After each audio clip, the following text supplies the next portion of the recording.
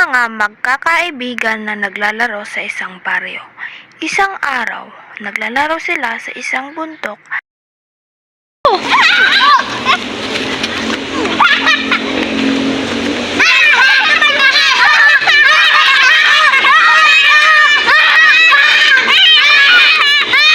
Punta si Janjan sa isang puno at galit at gusto ng revenge. Nag-isip ito kung anong gagawin niya sa mga ito. Nagtakbuhan ang mga batang tumawa sa kanya maliban kay Kokoy. Nilapitan niya ito at kinomfort. Iyakag ni Kokoy si Janjan papunta dun sa may upuan. Sumang-ayon si Janjan. Naglakad sila patungo doon sa upuan na sinabi ni Kokoy. Hingi ng pasensya dito si Kokoy dahil ginawa niya ay sinipa niya dito si Janjan nung nadapa siya. Sorry, Janjan.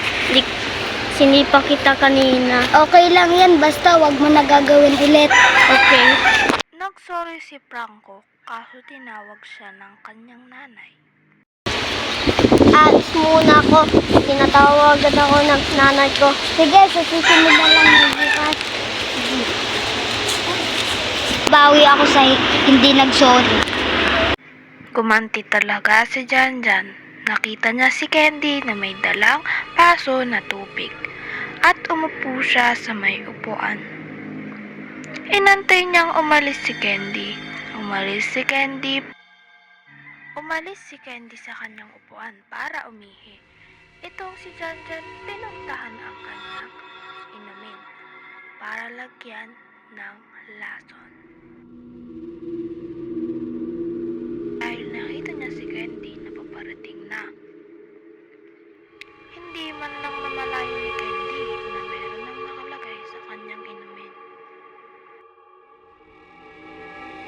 Itong tumalab at galit na galit si Janjan.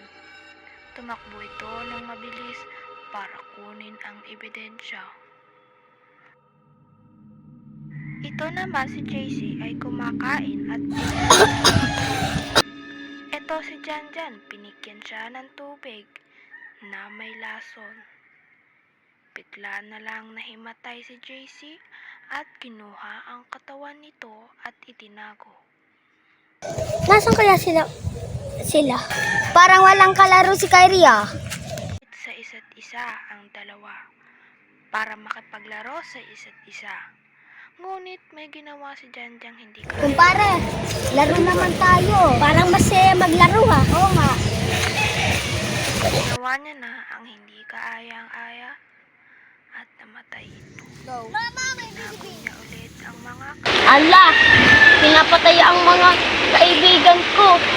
Tinago na Janjan sa isang lugar ang mga katawan ng mga bata na si Candy, JC at saka Kyrie. Isa-isa itong nawala at nilagay sa kanya-kanyang taguan. Nakita nila si JC na nakatali at walang malay.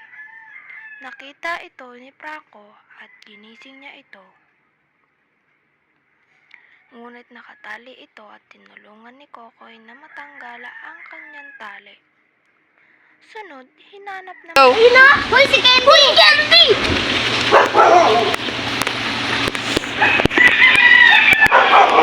Buhay ka na! Okay na! Hinanap si Kyrie. Si Kyrie ay nakita nila sa may river. Si Kyrie ang pinakamalalang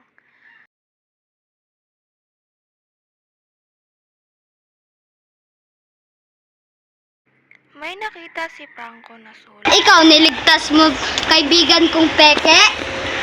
Hindi. Apaan kita dyan. Sige, laban. Laban ang dalawang magkaibigan. Ngunit may twist ito. Natalo niya si Janjan. At nagtakbuhan na sila patungo sa kabilang baryo.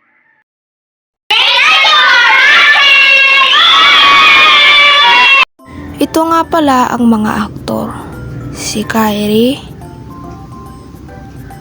si Janjan, si JC, si Kokoy, at si Candy. One, go. Huwag niyo. Oh, sige, unahan niyo ko.